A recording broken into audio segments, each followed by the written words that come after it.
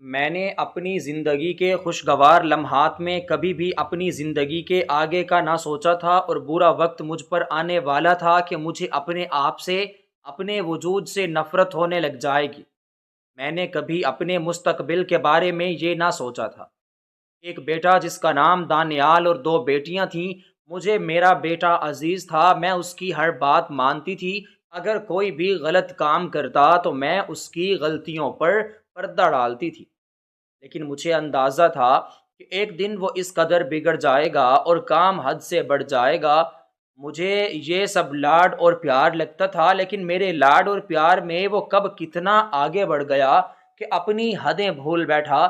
اس چیز کا اندازہ مجھے تب ہوا جب مجھ پر میرے بیٹے نے ظلم و ستم کی انتہا کر دی اور مجھے دنیا والوں کے سامنے رسوا کر دیا۔ مجھے اس چیز کی سزا مل چکی تھی اور اس پر میں شرمندہ تھی، کیونکہ میں دانیال کو ہمیشہ اپنی دو بیٹیوں پر فوقیت دیتی۔ میں نے ہمیشہ دانیال کو آگے رکھا، لیکن اس نے مجھے اور میری دو بیٹیوں کو اس وقت گھر سے نکال دیا جب مجھے اس کی بہت ضرورت تھی۔ جب دانیال نے مجھے اور میری بیٹیوں کو اور میرے شوہر کو گھر سے نکالا، تب ہمارے پاس کوئی سہارا نہ تھا، لیکن ہم خاموش رہے، کیونکہ یہی بہتر تھا۔ سمجھ نہیں آ رہا تھا گھر سے تو اس نے ہمیں کیوں نکال دیا تھا، لیکن ہمارا رشتہ جو اس کے ساتھ ہے وہ اس سے ہمیں کبھی نہیں نکال سکے گا، کیونکہ یہ رشتہ نہ تو توڑنے کا تھا نہ ہی کاٹنے کا تھا۔ دانیال کی تربیت کرنے میں شاید کوئی کمی رہ چکی تھی۔ دانیال میرا اکلوتا بیٹا تھا اور مجھے بہت عزیز تھا۔ میں اس کی ہر خواہش پوری کرتی تھی، چاہے وہ جائز ہو یا ناجائز ہو۔ اس کی خوشیوں کے لیے میں کچھ بھی کر جاتی تھی۔ میرا پیار لاڈ اس کو بگاڑ دے گا، یہ میں نے کبھی نہ سوچا تھا۔ اب وہ بہت بڑا ہو چکا، میری ایک بات نہیں سنتا تھا، ہر بات اپنی منواتا، چاہے وہ غلط ہو یا صحیح ہو۔ اس کو اچھے اور برے کی کوئی تمیز نہ تھی۔ ہمارے محلے کے لوگ مجھ سے کئی بار اس کی شکایتیں کر چکے تھے۔ وہ بزرگ لوگوں کو چھیڑتا، ان کی عزت تک نہ کرتا۔ میں اس کو بہت سمجھاتی، اس کا باپ بھی اس کو ہر وقت سمجھاتا رہتا تھا، بیٹا یہ سب اچھی بات نہیں ہے، ایسا کرنا گناہ کا کام ہے، لیکن اس کی سمجھ میں کچھ نہ آتا۔ وہ ناراض ہو جاتا اور ہمیں جواب دیتا تھا۔ ہم ماں باپ تھے، ہم اس کا بھلا چاہتے تھے، اس کو ایک دو بات کر کے پھر خاموش ہو جاتے تھے۔ ہم چاہتے تھے کہ وہ سمجھ جائے۔ اس کا باپ جب اکثر اس کو سمجھانے لگتا تھا تو میں اس کے آگے آ جاتی تھی اور کہتی تھی ابھی یہ بچہ ہے، سمجھ جائے گا، اس سے کچھ نہ کہیں۔ شاید میری بے پناہ محبت نے آج مجھے یہ دن دکھائے، اور جس کام کی مجھے توقع نہ تھی وہ ہوا۔ جن لڑکوں کے ساتھ اس کی دوستی تھی وہ مجھے ذرا پسند نہ تھے، کیونکہ وہ نہایت بدتمیز تھے، ہر وقت آوارہ گردی کرتے تھے اور ان کی اپنی منہ مرضی تھی، وہ کسی کی نہ سنتے تھے۔ جب میں نے دانیال کو روکا کہ ان کے ساتھ دوستی چھوڑ دے، وہ اچھے لڑکے نہیں، تو دانیال نے مجھے خاموش کروا دیا اور کہا کہ میں آپ لوگوں کو تو چھوڑ سکتا ہوں، ان کو میں نہیں چھوڑ سکتا۔ وہ مجھ کو اپنی جان سے زیادہ پیارے ہیں۔ وہ لڑکے ہر وقت جوا کھیلتے، شراب پیتے، برے کاموں میں ملوث پائے جاتے، ان کو کوئی سمجھانے والا نہ تھا۔ جب میں دانیال کو سمجھاتی تو وہ الٹا مجھ سے الجھ جاتا، رات کو لیٹ آتا، گھر کا بہانہ بنا ہوا کچھ نہ کچھ کھاتا۔ اس کو کچھ خبر نہ ہوتی کہ اس کے گھر میں کیا ہو رہا ہے، اس کی ماں کیا کرتی ہے، اس کا باپ کیا کرتا ہے۔ اس کو کسی چیز سے کوئی غرض نہ تھی، بس اس کی ساری زندگی اپنے دوستوں میں گزری چلی جا رہی تھی۔ وہ سب کچھ انہی کو سمجھاتا تھا۔ اس کا ایک دوست ٹریڈنگ میں کام کرتا تھا اور اب پیسہ کمانے لگا تھا۔ اس کو ہماری ضرورت نہ تھی۔ جب پیسہ اس کے ہاتھ میں آیا تو وہ مزید بگڑ گیا، حرکتوں کو سدھارنے کی بجائے مزید خراب کرتا گیا۔ اصل قیامت اس دن مجھ پر ٹوٹی جب مجھے ہمارے محلے کے ایک بچے نے آ کر بتایا کہ دانیال جوا کھیل رہا ہے اور شرط لگا رہا ہے۔ مجھے بہت افسوس ہوا، دکھ ہوا۔ میں نے سوچا کہ شاید میری تربیت میں کوئی کمی رہ گئی ہے، جس کی وجہ سے مجھے یہ دن دیکھنے پڑ گئے ہیں۔ میں اس سے پہلے دانیال کو پیار سے اور سختی سے ہر طرح سے سمجھا چکی تھی، لیکن وہ نہیں سمجھتا تھا۔ اب میں اس سوچ میں گم تھی کہ میں کیسے اس کو سمجھاؤں، یہ کیسے اپنی زندگی کو سیریس لے گا۔ آج میں نے سوچ لیا تھا جب یہ واپس آئے گا تو میں اس کو اچھی خاصی سناؤں گی، اور میں اسے کہوں گی کہ مجھے تمہیں اپنا بیٹا بناتے ہوئے شرمندگی ہوتی ہے، نہ جانے تم مجھے کون سے گناہوں کی سزا دے رہے ہو۔ اب میں دانیال کے انتظار میں گھر میں بے چین کھڑی تھی کہ کب وہ آئے اور میں اس سے بات کروں۔ میں اس کا انتظار کرتے کرتے تھک گئی، آخر میں جا کر سو گئی، لیکن اس کا کوئی پتہ نہ تھا کہ کب آئے گا۔ نہ جانے وہ رات کے کس پہر گھر لوٹ آیا۔ وہ صرف تھوڑی دیر کے لیے سونے آتا تھا، باقی دن رات اپنے دوستوں کے ساتھ آوارہ گردی کرتا تھا۔ میں صبح جلدی اٹھی اور اس کے انتظار میں تھی کہ جب وہ اٹھے گا تو میں اس سے بات کروں گی۔ آخر کار انتظار کی گھڑیاں ختم ہوئیں۔ جب وہ اٹھا تو میں نے اسے صاف صاف لفظوں میں بات کی اور کہا کہ بیٹا، خدا کے لیے یہ سارے کام کرنا چھوڑ دو۔ محلے میں مجھے ہر شخص تمہارے بارے میں بتاتا ہے، مجھے سن کر بہت شرمندگی ہوتی ہے۔ آخر تم کب سمجھو گے یہ سارے جو کام تم کرتے ہو وہ غلط ہیں؟ اپنی زندگی کو تم عام مت لو، اس کو سنجیدہ لو۔ ہم تمہارے ماں باپ ہیں، تمہیں سمجھاتے ہیں، تمہاری فکر کرتے ہیں۔ اس دنیا میں ہمارے علاوہ تمہارا کوئی مخلص نہیں ہے۔ یہ سب ایک دن تمہیں چھوڑ کر چلے جائیں گے۔ لیکن میری یہ باتیں دانیال کو اچھی نہ لگتی تھیں۔ اس کے بعد جو اس نے میرے ساتھ کیا، میں دنگ رہ گئی۔ یوں لگ رہا تھا جیسے مجھ پر قیامت ٹوٹ پڑی ہو۔ نہ جانے میرا ایسا کون سا گناہ تھا جس کی مجھے سزا مل رہی تھی۔ دانیال کے لیے ہر وقت دعا مانگتی کہ اے خدا اس کو سیدھی راہ پہ لے آ، لیکن جب تک وہ خود کوشش نہ کرتا کیا ہو سکتا تھا؟ آخر جس کا ڈر تھا، پہلے اس نے مجھے بہت باتیں سنائیں اور ایسے سخت الفاظ کہے جن کو میں سن نہیں سکتی تھی۔ وہ مجھ سے اس طرح سے بات کر رہا تھا جیسے میں اس کی ماں ہی نہیں ہوں۔ جب اس کا باپ یہ سب سن کر آیا اور اس کو سمجھانے کی کوشش کی تو اس نے جو کیا وہ ناقابل برداشت تھا۔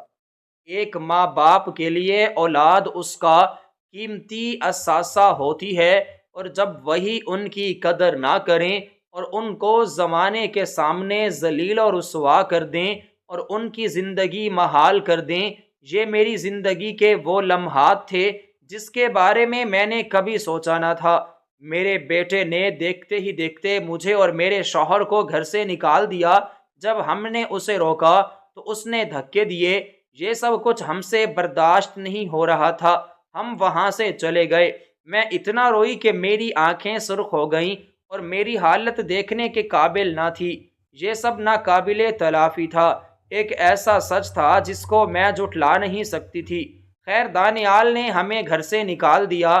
میں بہت پریشان ہوئی، روئی، چلائی، مدد کی اپیل کی، لیکن اس نے کچھ نہ سنا، کیونکہ اس کی بیوی نہایت ہی خطرناک قسم کی عورت تھی۔ وہ نہیں چاہتی تھی کہ ہم اسے اپنے ساتھ رکھیں، وہ ہم سے اپنی جان چھڑوانا چاہتی تھی۔ میرا بیٹا تو پہلے سے ہی بگڑا ہوا تھا، میں کس کو قصوروار ٹھہراؤں مجھے سمجھ نہیں آ رہی تھی۔ شام کے وقت جب ہر کوئی اپنے گھروں کو لوٹتا ہے تو اس وقت میرے بیٹے نے مجھے، میرے شوہر کو، میری 2 بیٹیوں سمیت گھر سے باہر نکال دیا۔ یہ وقت ہمارے لیے نہایت ہی پریشانی کا تھا۔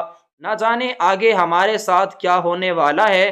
2 جوان بیٹیاں، ان کی ذمہ داری، نہ جانے ہماری کشتی کس کنارے جا لگتی۔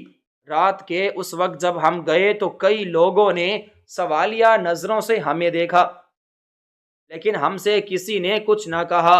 آپس میں ہمارے بارے میں بات کرتے رہے، کیونکہ بات ہر کوئی سن چکا تھا اور سب جانتے تھے کہ ہمارا بیٹا نہایت ہی نالائق قسم کا ہے۔ اب ہم کہاں جاتے کچھ معلوم نہ تھا۔ اس کے علاوہ ہم کر ہی کیا سکتے تھے؟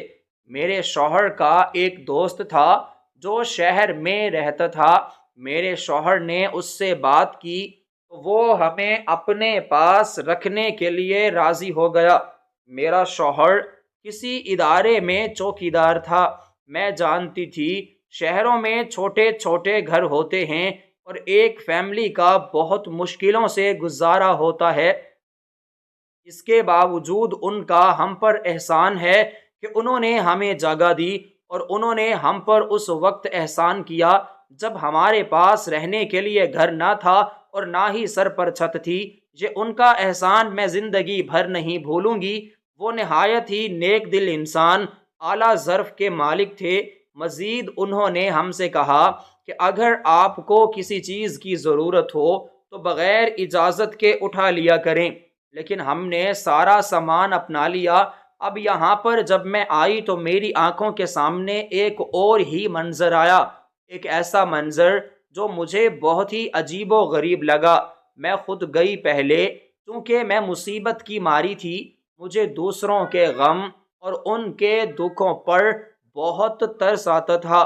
مجھے ان لوگوں سے بہت ہی ہمدردی ہوتی تھی جو لوگ زندگی کی سختیوں سے گزر رہے ہوتے تھے، کیونکہ میں بھی زندگی کی سختیوں سے گزر ہی رہی تھی۔ میرے بیٹے کا ہم پر اس طرح ظلم و ستم کرنا اور ہمیں گھر سے ہی نکال دینا، یہ بھی میرے لیے امتحان تھا، اور ساتھ میں دو نوجوان بیٹیوں کی ذمہ داری مجھ پر ذہنی دباؤ ڈال رہی تھی۔ یہ ایک ایسا امتحان تھا جس کو مجھے صبر کے ساتھ گزارنا تھا۔ خیر، جب میں نے ان کے گھر میں اس کی بیوی کے طور طریقے دیکھے تو مجھے بہت عجیب لگا۔ یہ عورت نہ جانے کس سوچ کی مالک تھی، کیا سوچتی تھی اور کیا کرتی تھی۔ اس کا شوہر جتنا سیدھا سادہ تھا، اس کی بیوی اتنی ہی چالاک اور اداکار تھی۔ اس عورت کی چالاکیاں پہلے تو مجھے سمجھ نہ آئیں، جب سمجھ آئیں تو میں حیران اور پریشان ہوئی اور اس سے تنگ آ گئی۔ میں چاہتی تھی کہ ہم ان کے گھر سے چلے جائیں اور ایک کرائے کا گھر لیں جس میں ہم سکون سے رہ سکیں۔ ان کا بیٹا بھی تھا جس کی اطاعت مجھے صحیح نہ لگتی تھی۔ وہ ہر وقت میری بیٹیوں سے بہانے سے بات کرتا اور دیکھ کر ہنستا رہتا۔ مجھے یہ بات بالکل بھی پسند نہ تھی۔ میں چاہتی تھی کہ ہم ان کے گھر نہ رہیں۔ اس کا ذکر میں نے کئی بار اپنے شوہر سے بھی کیا تھا، کیونکہ میں نہیں چاہتی تھی میرے بچوں کی عزت پر کوئی آنچ آئے، کیونکہ ان دونوں کی ذمہ داری مجھ پر سب سے بڑی ذمہ داری تھی۔ خدا گواہ ہے کہ میں نے اس ذمہ داری کو نیک دل سے پورا کیا۔ ایک دن جب مجھے میرے شوہر نے ایک ایسی خبر بتائی جس کو سن کر میرے ہوش و حواس اڑ گئے۔ میں نے کبھی اس بارے میں نہ سوچا تھا کہ ہمارے ساتھ یہ ہونے والا ہے۔ یوں محسوس ہو رہا تھا جیسے قدموں کے نیچے سے زمین چلی گئی۔ میرے اوزان خطا ہو چکے تھے جب میرے شوہر نے مجھے بتایا کہ جہاں پر وہ چوکیداری کرتا ہے وہاں کے مالک نے کہا ہے کہ یہ آخری مہینہ ہے، تم یہاں پر کام کرو، اس کے بعد میں اپنا کوئی اور انتظام کروں گا، کیونکہ تم تو آج کل صحیح سے کام نہیں کر رہے۔ اس کے علاوہ تمہاری عمر بھی اب کافی ساری ہو چکی ہے، اب تمہیں گھر آرام کرنا چاہیے۔ یہ عمر نہیں کہ میں تم سے کام کرواؤں، مجھے شرم آتی ہے، تم میرے باپ کی جگہ ہو، میں کیسے تمہیں کام بتا سکتا ہوں، لہٰذا اس ماہ تم کام کرو، اگلے مہینے سے کوئی اور انتظام کروں گا۔ جب یہ الفاظ میرے شوہر نے مجھے بتائے تو مجھے کانوں سنی بات پر یقین نہیں ہو رہا تھا۔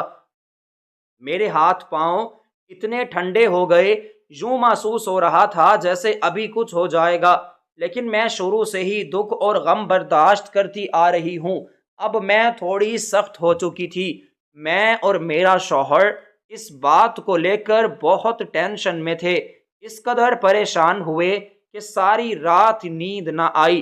صبح ہوئی، میرا شوہر گیا، میں سارا دن خدا تعالیٰ سے دعا مانگتی رہی کہ اللہ تو رازق ہے، تو کیسے ہماری روزی بند کر سکتا ہے، ہم کہاں جائیں گے، ہم تجھ سے مدد مانگتے ہیں، ہماری مدد کر۔ یہ کہہ کر میں اٹھی۔ وہ عورت جس کا شوہر میرے شوہر کا دوست تھا، بہت ہی بری عادت کا مالک تھا، وہ میری بیٹیوں کو بگاڑنا چاہتی تھی۔ ایک دو بار اس نے مجھ سے اجازت لی اور کہا کہ میں ان کو بازار لے کر جا رہی ہوں، میرے ساتھ کوئی جانے والا نہیں، تو میں نے معمولی بات سمجھ کر اجازت دے دی، لیکن وہ پورا دن گھر واپس نہ آئی۔ مجھے بہت پریشانی ہوئی، ان سے کوئی رابطہ بھی نہ ہو سکا۔ شام ہوئی، جب وہ واپس آئے تو میں بہت ناراض ہوئی اپنی بیٹی سے اور کہا کہ تم کیسے پورا دن اس کے ساتھ گزار آئی ہو؟ کیا تمہیں گھر کی کوئی فکر نہیں تھی؟ تمہاری ایک ماں جو ہر وقت تمہارا انتظار کر رہی ہے، تم کیسے اس کو چھوڑ کر چلی گئی؟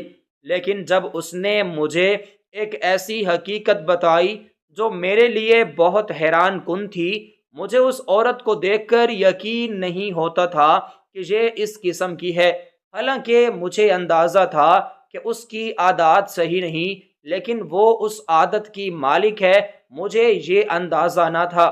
اس بات کا علم تو مجھے تب ہوا جب میری بیٹی اس کے ساتھ بازار گئی اور اس نے مجھے آ کر بتایا کہ امی، یہ عورت مجھے ایک دکان پر بٹھا کر چلی گئی اور کہا کہ میں آ رہی ہوں، تھوڑی دیر ہو جائے گی، میں نے سوٹ، جوتے اور کچھ اور چیزیں لینی ہیں، تم ایسے خواہ مخواہ میرے ساتھ تھک جاؤ گی، مجھے چیزیں بہت کم پسند آتی ہیں تو دیر لگ جائے گی، تم یہیں بیٹھنا، گھر نہ جانا جب تک میں واپس نہ آؤں، تو اس دکان سے نہ ہلنا۔ میں نے ان سے کہا کہ آپ مجھے گھر چھوڑ دیں، آپ کو اگر دیر ہو جائے گی تو میری امی پریشان ہو جائے گی، لیکن اس نے میری ایک نہ سنی اور کہا کہ تم یہیں بیٹھو، یہاں سے ہلنا مت ورنہ گم ہو جاؤ گی یا کوئی لے جائے گا۔ میں وہیں بیٹھ گئی۔ اس کے بعد کوئی علم نہ رہا کہ وہ عورت کہاں گئی اور کب واپس آئی۔ میری حالت اتنی ناساز ہو رہی تھی، مجھے یوں محسوس ہو رہا تھا کہ ابھی کے ابھی میرا دم گھٹ جائے گا۔ مجھے کچھ ہو رہا تھا، میں چاہتی تھی کہ میں واپس آپ کے پاس آ جاؤں، لیکن مجھے راستوں کا پتہ بالکل نہ تھا۔ اگر میں وہاں سے اٹھ جاتی تو میں ہمیشہ ہمیشہ کے لیے کھو جاتی، اسی لیے میں نے وہاں پر بیٹھنا مناسب سمجھا اور میں نے اس عورت کا انتظار کیا۔ یہ عورت جب واپس آئی تو اس کے پاس ایک شاپر بھی نہیں تھا، یعنی اس نے کوئی چیز نہیں لی۔ میں نے ان کو جب حیرت زدہ آنکھوں سے دیکھا تو وہ الٹا مجھ پر ہی ناراض ہونے لگی، اور جو بات انہوں نے مجھے کہی، میری تو سوچ اور سمجھ دونوں ختم ہو گئی۔ میں اس سوچ میں گم ہو گئی کہ یہ عورت ایسا کیا کر سکتی ہے، مجھے کیوں الزام دے رہی ہے، حالانکہ میں نے تو ایسا کچھ نہیں کیا۔ اس عورت نے مجھ سے کہا کہ تم نے میرے ساتھ دھوکہ کیا ہے، میں تمہیں جس دکان پر بٹھا کے گئی تھی تم تو وہاں پر تھی ہی نہیں، میں بازار میں تمہیں ڈھونڈتی رہی، اتنا ٹائم لگ گیا ہے اور تم اس جگہ پر آئی بیٹھی ہو، نہ جانے تم پہلے کہاں تھی۔ مجھے تو ان کی بات سمجھ ہی نہیں آ رہی تھی، حالانکہ میں اسی دکان پر موجود تھی جہاں پر وہ مجھے چھوڑ کر گئی تھی۔ وہ دیر سے آنے کی وجہ سے صرف اور صرف مجھے قرار دے رہی تھی تاکہ ان پر کوئی بات نہ آئے۔ اس سے پہلے کہ میں ان سے کوئی سوال کرتی، انہوں نے الٹا مجھ پر ہی الزام لگانا شروع کر دیا۔ ان کی باتیں سن کر میری آنکھوں سے پانی آ گیا، دل بھر آیا، کیونکہ میں بے قصور تھی اور وہ ایسی باتیں کر کے میرے کردار کو داغدار کر رہی تھی اور میں یہ سب کچھ برداشت نہیں کر سکتی تھی۔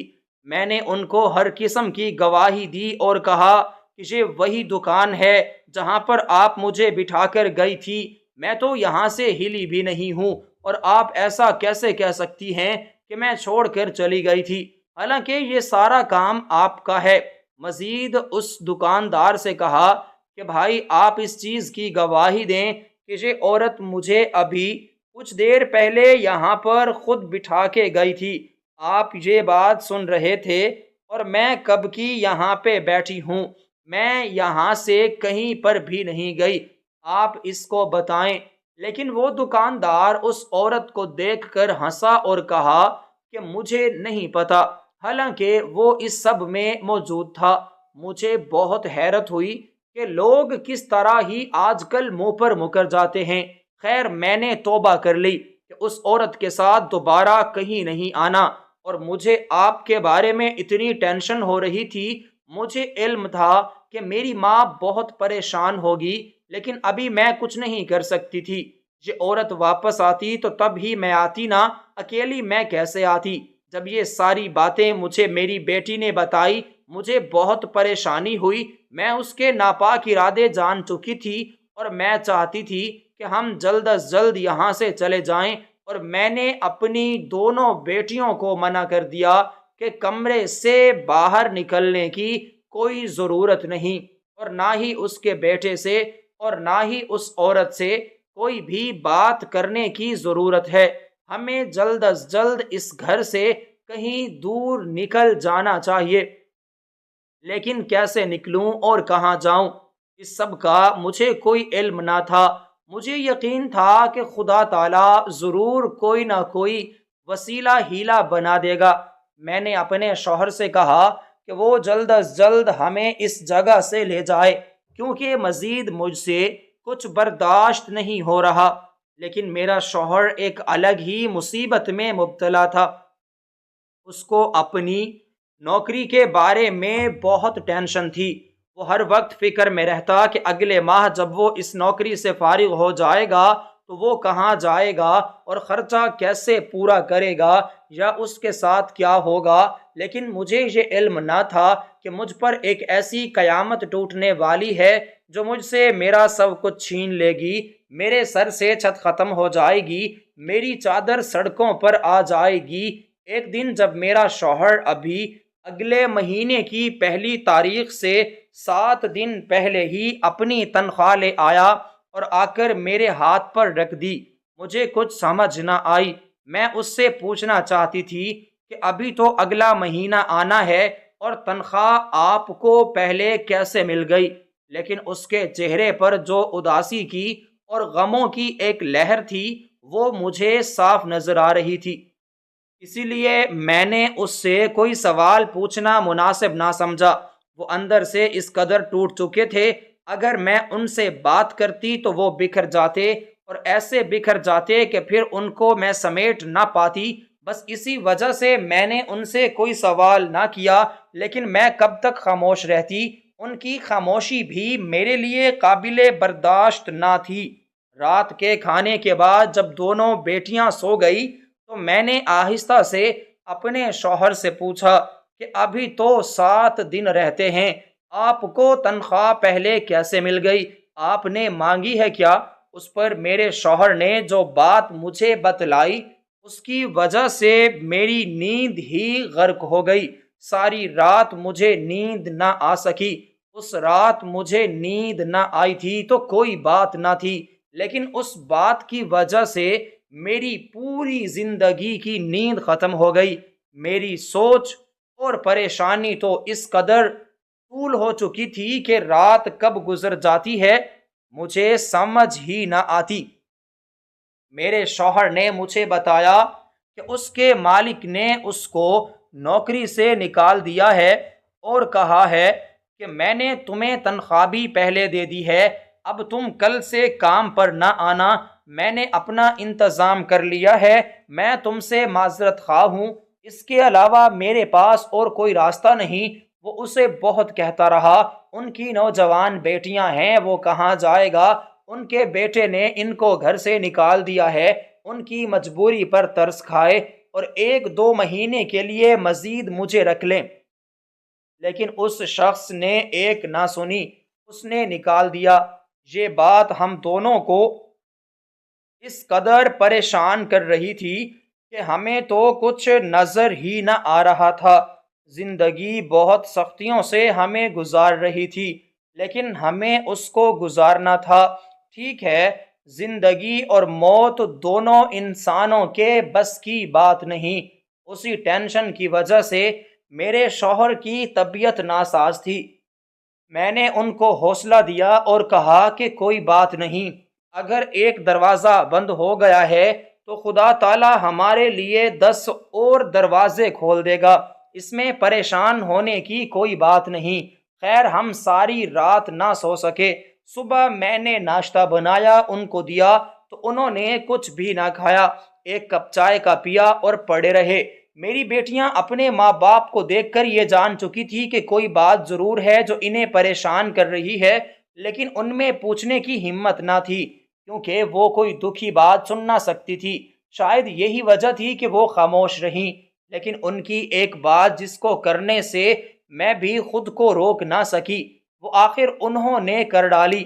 وہ بات یہ تھی کہ آج ان کا باپ کام پر نہیں گیا تھا اور اس کی وجہ انہوں نے پوچھی کہ بابا جان آپ کو کیا ہوا ہے؟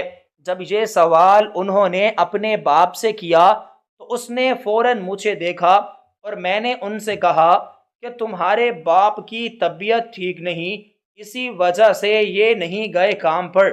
اس کے بعد وہ اپنے کام میں مشغول ہو گئے۔ میرے شوہر نے مجھ سے کہا کہ تم نے ان کو حقیقت کیوں نہیں بتائی؟ آخر کب تک چھپاؤ گے؟ میں نے کہا کہ ضرور کوئی سبب بن جائے گا، اس کے بعد بتائیں گے۔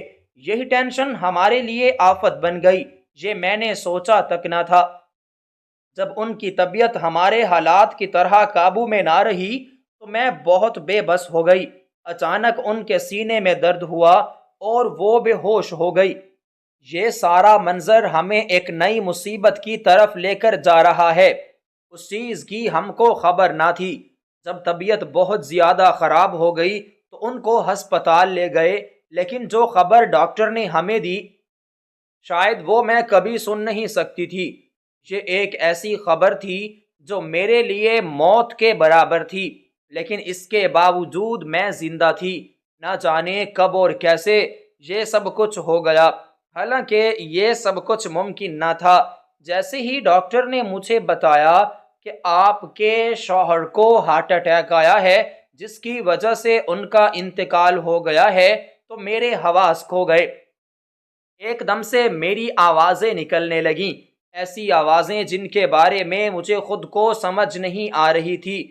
شاید یہ خود بخود ہو رہی تھی، حالات میرے قابو سے نکل چکے تھے۔ مجھے اس خبر پر یقین نہیں آ رہا تھا۔ میری دو بیٹیاں جو گھر اکیلی تھیں، وہ بھی ایسا گھر جہاں پر وہ محفوظ نہیں تھیں اور اس پریشانی میں مبتلا تھیں کہ باپ کو نہ جانے کیا ہو گیا ہے اور ان کی ماں کب تک واپس آئے گی۔ وہ اس چیز سے بے خبر تھی کہ وہ یتیم ہو چکی ہیں اور ناگہانی آفت ان پر ٹوٹ چکی ہے۔ ان کے سر سے باپ کا سایہ ہٹ چکا تھا۔ مجھے اس وقت ان کے سہارے کی بہت زیادہ ضرورت تھی کہ اب کیا ہوگا۔ ہم ایک کے بعد ایک مصیبت کی طرف آئے جا رہے تھے۔ میری زندگی غموں میں گھر چکی تھی، حالات میرے قابو میں نہ تھے۔ میں گھر پر واپس آئی۔ تھوڑی دیر بعد جب ایمبولینس پر میرے شوہر کو لایا گیا تو تب میری بیٹیوں کو میری بات پر یقین آیا، کیونکہ اس سے پہلے میں ان کو بتا چکی تھی کہ تم لوگوں کا ایک اور امتحان شروع ہو گیا ہے، تم لوگوں کا باپ اس دنیا سے چلا گیا ہے۔ ڈاکٹرز بہت کوششوں کے باوجود بھی ان کو نہ بچا پائے، لیکن میری بیٹیوں کو یہ بات سمجھ ہی نہیں آ رہی تھی۔ جیسے ان کو میری بات پر یقین نہیں ہو رہا تھا۔ نہ تو وہ رو رہی تھی نہ وہ ہنس رہی تھی، بالکل خاموش ساکن ہو چکی تھیں۔ لیکن اس چیز کا اندازہ انہیں تب ہوا جب میں ان کا باپ آ گیا۔ جب انہوں نے اپنی آنکھوں سے اپنے باپ کو دیکھا تو بس قیامت مچ گئی، ایک ایسی قیامت، اور اس قیامت کا ایک ایسا شور جو لوگوں کو ہماری طرف آنے پر مجبور کر رہا تھا۔ دیکھتے ہی دیکھتے پورا محلہ اکٹھا ہو گیا۔ اس قدر چیخو پکار سے میرا دل چھلنی ہو رہا تھا، کیونکہ میں اپنی بیٹیوں کی بے بسی اور قسمت پر بہت پریشان تھی۔ سوچ رہی تھی نہ جانے کیا ہوگا۔ خیر یہ قیامت بھی گزر گئی۔ اب میرے شوہر کو فوت ہوئے کافی عرصہ ہو چکا تھا۔ کوئی اور ہوتا تو کبھی برداشت نہ کر پاتا۔ ہم نے صبر اور استقلال کے ساتھ اپنے آپ کو حوصلے میں رکھا۔ ابھی میرے شوہر کو 10 دن ہی ہوئے تھے کہ ہم ان کے دوست کے گھر سے نکل پڑے، کیونکہ انہوں نے جو بات مجھ سے میری بیٹیوں کے بارے میں کہی وہ میں برداشت نہیں کر سکتی تھی۔ میں ہر صدمہ برداشت کر چکی تھی، اپنا سب کچھ کھو چکی تھی، لیکن ایک واحد چیز تھی جو میرے پاس بچ چکی تھی، وہ تھی عزت، اور اس کو میں نہیں کھونا چاہتی تھی۔ اس سب کے باوجود جب اس عورت نے مجھ سے نہایت ہی گھٹیا قسم کے الفاظ کہے، وہ بھی میری بیٹیوں کے بارے میں، جن کو برداشت کرنا ایک ماں کے لیے نہایت ہی مشکل ترین کام ہے، تو یہ کام بھی مجھ سے نہ ہوا، اور میں ایک رات اچانک وہاں سے اپنی بیٹیوں کو اپنے ساتھ لے کر نکل پڑی۔ مجھے بہت افسوس ہوا، پریشانی ہوئی، لیکن میں کیا کر سکتی تھی؟ اس عورت نے میرے پاس اس کے علاوہ اور کوئی راستہ نہ چھوڑا تھا۔ میں اپنی بیٹیوں کو اپنے ساتھ لے کر چل پڑی۔ میری بیٹیاں مجھ سے پوچھتی رہی کہ امی ایسی کیا بات ہے کہ آپ ہمیں یہاں سے لے کر جا رہی ہیں؟ آخر ہم کہاں جائیں گے؟ ہمارا کون ہے؟ ہم کہاں رہیں گے؟ میں نہیں چاہتی تھی کہ ان کو حقیقت بتاؤں، لیکن ان کی سوالیہ نظریں مجھے تکلیف دے رہی تھی۔ میں ان سے حقیقت نہیں چھپانا چاہتی تھی، اور آخر میں نے ان کو بتایا کہ اس عورت نے مجھ سے کہا ہے کہ اپنی بیٹی مجھے دے دو، میں ان کو کام پر لگواؤں گی، تم دن رات سکون میں گزارنا اور بس پیسے گنتی رہنا، بہت پیسہ ملے گا، تمہاری زندگی آرام سے گزرے گی، اپنا گھر الگ رہو گی، جو دل میں آئے کرو۔ اور جب میں نے اس عورت سے پوچھا کہ ایسا کیا بات ہے اور ایسا کون سا کام ہے جو تو میری بیٹیوں سے کروانا چاہتی ہو، اس نے کہا کہ ناچ گانا۔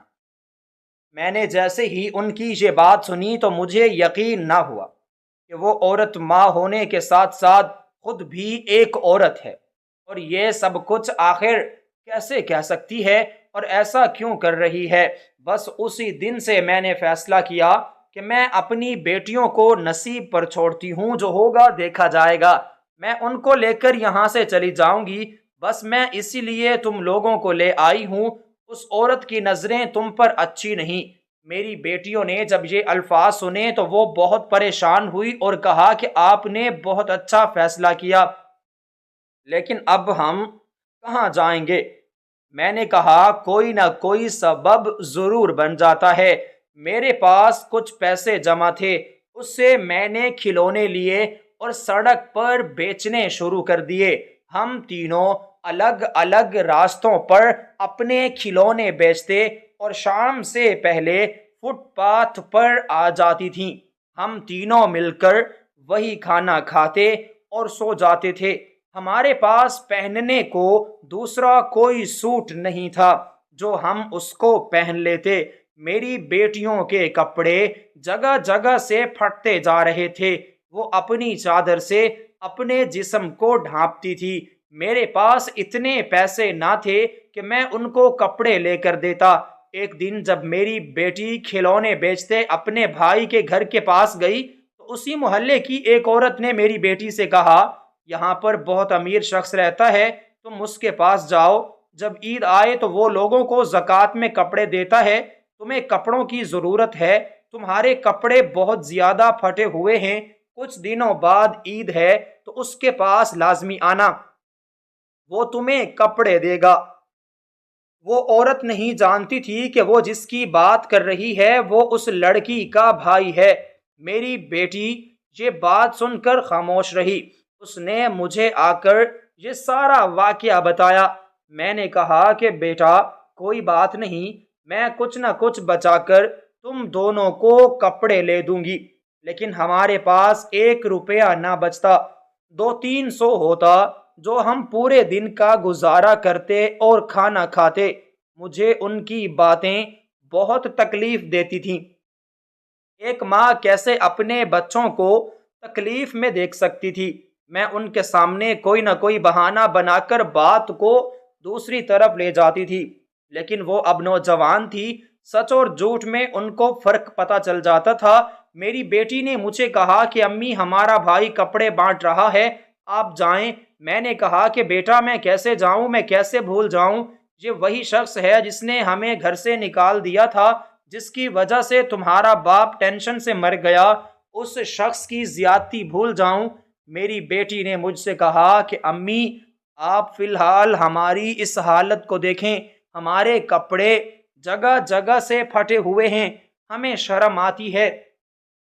آپ منہ کو چھپا کر، یعنی اپنے منہ پر آپ چادر لے کر چلی جائیں۔ میں بھی اپنی بیٹیوں کی محبت میں اپنا منہ چھپا کر اسی کے پاس چلی گئی، کیونکہ اس کے علاوہ میرے پاس اور کوئی راستہ نہ تھا۔ جب میں وہاں گئی، میری بہو اور میرا بیٹا ساتھ کھڑے تھے اور لوگوں کو کپڑے دے رہے تھے۔ میں اس لائن میں آ کر کھڑی ہو گئی، منہ پر چادر تھی تاکہ کسی کو پتہ نہ چل جائے، کیونکہ میں اپنی حقیقت چھپانا چاہتی تھی۔ لیکن وہ عورت جو کپڑے دے رہی تھی، حقیقت میں جو میری بہو تھی، جیسے ہی اس نے مجھے کپڑے دیے، ہوا کے ساتھ میرے منہ سے چادر اتر گئی، جس کو میں نے جلدی سے جوڑنے کی کوشش کی، لیکن اس عورت نے مجھے دیکھ لیا اور پہچان لیا۔ اس نے جلد ہی میرے ہاتھوں سے کپڑے چھین لیے اور کہا کہ دفع ہو جاؤ یہاں سے، تم ہماری جان کیوں نہیں چھوڑ دیتی؟ آخر کب تک تم ہمیں ذلیل و رسوا کرتی رہو گی؟ میں اس کی یہ سخت باتیں سن رہی تھی کہ اس نے مجھے دھکا دیا اور میں گر پڑی۔ میں بوڑھی ہو چکی تھی، مجھے اس وقت سہارے کی اشد ضرورت تھی، اور دھکا ملنے پر میں خود نہ اٹھ سکی۔ اتنے میں ایک بچہ میری طرف بھاگتا ہوا آیا اور اس نے مجھے اٹھانے میں مدد دی۔ در حقیقت وہ جو بچہ تھا وہ میرا پوتا تھا۔ اس کو دیکھ کر مجھے اپنائیت محسوس ہوئی۔ جب اس نے مدد کے لیے میرا ہاتھ تھاما، مجھے بہت سارا سکون ملا، لیکن جلد ہی اس عورت نے آ کر ہاتھ چھڑوا لیا اور کہا کہ بیٹا، اس عورت سے دور رہو، یہ جادوگرنی ہے، تمہیں کسی چال میں پھنسا دے گی، تم جلد اندر جاؤ۔ یہ بات سن کر وہ اندر چلا گیا۔ میں اس کو دیکھتی رہی اور میری حسرت ختم نہ ہوئی۔ میرا دل چاہتا تھا کہ میں اس کو دیکھتی رہوں، بہت ہی خوبصورت، بالکل اپنے باپ پر گیا تھا۔ اتنی بے عزتی کرنے کے بعد میں نے وہاں سے روانگی ہی بہتر سمجھی۔ اب میری بیٹیاں انتظار کر رہی تھیں کہ کب میں آؤں اور ان کے لیے نئے کپڑے لے آؤں، لیکن جب میں گئی تو ان کی اداسیاں اور بڑھ گئیں، کیونکہ میرے دونوں ہاتھ خالی تھے۔ انہوں نے کہا کہ امی جان، آپ کچھ نہیں لائیں یا آپ گئی نہیں؟ میں ان کی یہ بات سن کر بالکل خاموش رہی، کیونکہ میں ان لوگوں کو حقیقت نہیں بتانا چاہتی تھی، لیکن حقیقت کیسے چھپ سکتی تھی؟ بار بار ان کے سوالات پر مجھے بتانا ہی پڑا۔ میں نے جب ان کو ساری حقیقت بتائی تو انہوں نے کہا کہ امی جان، ہمیں معاف کر دیں، ہم سے غلطی ہوئی، ہمیں آپ کو وہاں پر نہیں بھیجنا چاہیے تھا۔ جو لوگ ہمیں پہلے ہی اس گھر سے نکال چکے ہیں، اب انہوں نے ہماری کیا مدد کرنی تھی؟ ہم نے غلط امید لگا لی، لیکن اب ہمیں سبق مل چکا ہے، ہم دوبارہ آپ سے کچھ نہیں کہیں گے۔ ہم اپنی زندگی پہلے کی طرح گزارنے لگے، لیکن کچھ دنوں بعد مجھے ایک ایسی خبر ملی، ایک ایسا صدمہ جو میرے لیے ناقابل برداشت تھا۔ میں چاہتی تھی کہ میرے بیٹے کو ہدایت ملے، لیکن میں یہ نہیں چاہتی تھی کہ اس کو ایسی ہدایت ملے جس میں وہ سارا ٹوٹ جائے اور بکھر جائے۔ میں ایسا نہیں چاہتی تھی۔ ویسا ہی ہوا۔ اس چیز کا پتہ مجھے تب چلا جب میرا بیٹا ویل چیئر پر اپنے بیٹے کو ساتھ لے کر ہماری طرف آیا۔ یہ منظر میں اپنی آنکھوں سے دیکھ رہی تھی، کیونکہ وہ دونوں میرے سامنے موجود تھے۔ مجھے اپنی آنکھوں دیکھے پر یقین نہیں آ رہا تھا، کیونکہ یہ وہی لوگ تھے جنہوں نے ہمیں گھر سے نکال دیا، جن کی وجہ سے آج ہم در بدر کی ٹھوکریں کھا رہے ہیں، اور یہ اتنے بے حس ہو چکے ہیں کہ اپنی ماں اور بہن کی عزت تک نہیں کر سکتے، اور آج یہ کیسے خود ہماری طرف آئے؟ اس بات کی مجھے کچھ سمجھ نہ آئی، لیکن میں نے ان کو دیکھا، اپنی بیٹیوں سے کہا کہ یہاں سے چلو۔ ہم نے سمجھا کہ یہ ہم سے کہنے آیا ہے کہ تم لوگ ہمیں یہاں پر نظر نہ آیا کرو۔ جیسے ہی ہم وہاں سے اٹھنے لگے اور جانے کی کوشش کی، تبھی میرے بیٹے نے میرے پوتے کو بتایا کہ یہ تمہاری دادی ہے اور یہ دونوں تمہاری پھپھو ہیں، ان سے ملو۔ یہ الفاظ مجھے اس قدر حیرت میں ڈال رہے تھے کہ میں کچھ بول ہی نہ سکی۔ وہ میرا پوتا بھاگ کر آیا اور آ کر میرے گلے لگا، حالانکہ میرے کپڑے نہایت ہی گندے قسم کے تھے، لیکن اس نے کچھ خیال نہ کیا اور آ کر رونے لگا۔ میرا بیٹا جو ویل چیئر پر تھا، اٹھ نہ سکتا تھا، وہ بھی ہاتھ جوڑ کر مجھ سے معافی مانگنے لگا۔ مجھے ان کی یہ حالت دیکھ کر بہت پریشانی ہوئی اور میں اس سوچ میں گم ہو گئی کہ نہ جانے ان کے ساتھ ایسا کیا ہوا ہے جو یہ میرے ساتھ اتنا اچھا رویہ اختیار کر رہے ہیں۔ اس کے بعد ہی اگلے لمحے اس نے ایک ایسی بات کی جس کی مجھے اس سے توقع نہ تھی۔ اس نے مجھ سے کہا کہ امی جان مجھے معاف کر دیں، میں آپ تینوں کو لینے آیا ہوں، آپ گھر چلیں۔ میں نے کہا نہیں بیٹا، میں نہیں چلتی، میری زندگی کے بہت ہی کم دن رہ چکے ہیں، مزید تمہارے گھر میں جا کر تمہاری بیوی سے ذلیل و خوار ہونے کی ہمت اب مجھ میں نہیں رہی۔ اس نے کہا کہ امی جان آپ چلیں تو صحیح، میں سب کچھ سنبھال لوں گا۔ میں نے اس سے کہا کہ یہ خیال تمہیں پہلے کیوں نہ آیا جب مجھے تمہاری سخت ضرورت تھی، جب تمہارا باپ تمہاری وجہ سے ٹینشن لے کر اس دنیا سے رخصت ہو گئے۔ اسے اپنے باپ کی وفات کا کوئی علم نہ تھا۔ جب اس نے اپنے باپ کی وفات کی خبر سنی تو بکھلا سا گیا، یوں محسوس ہو رہا تھا جیسے اس کا دماغ کام کرنا ہی چھوڑ گیا۔ مجھے اس کی حالت پر بہت ترس آیا۔ ایک ماں کیسے اپنے بیٹے کو اس کے برے وقت میں چھوڑ سکتی ہے؟ اولاد تو ضرور ایسا کرتی ہے، لیکن والدین کا دل بہت نرم ہوتا ہے، وہ ایسا نہیں کر سکتے۔ بس میں نے نہ تو کچھ سوچا نہ ہی سمجھا، اس کے ساتھ چلنے کو تیار ہو گئی۔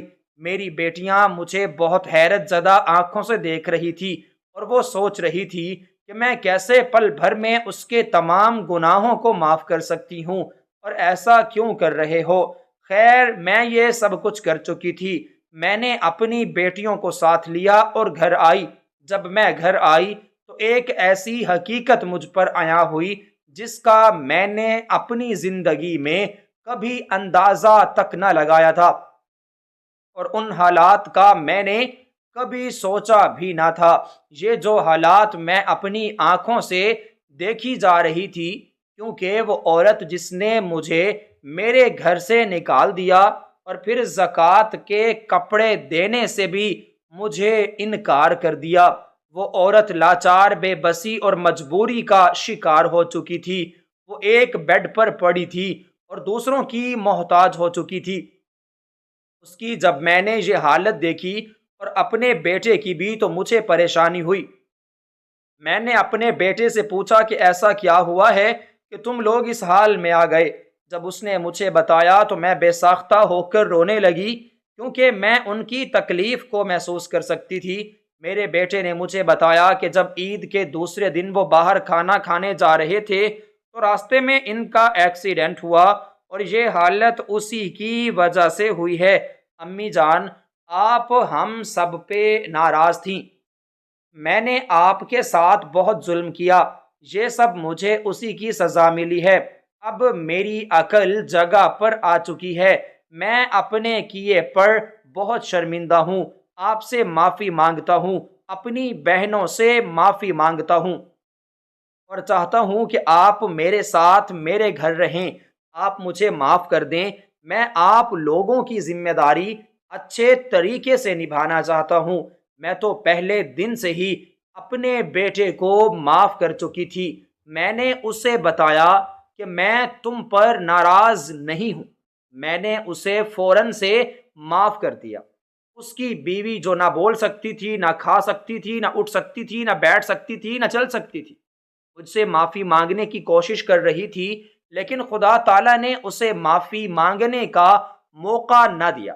میں نے اس سے کہا کہ بیٹا میں تمہیں معاف کرتی ہوں، میں نہیں چاہتی کہ تم لوگوں کی یہ حالت ہو۔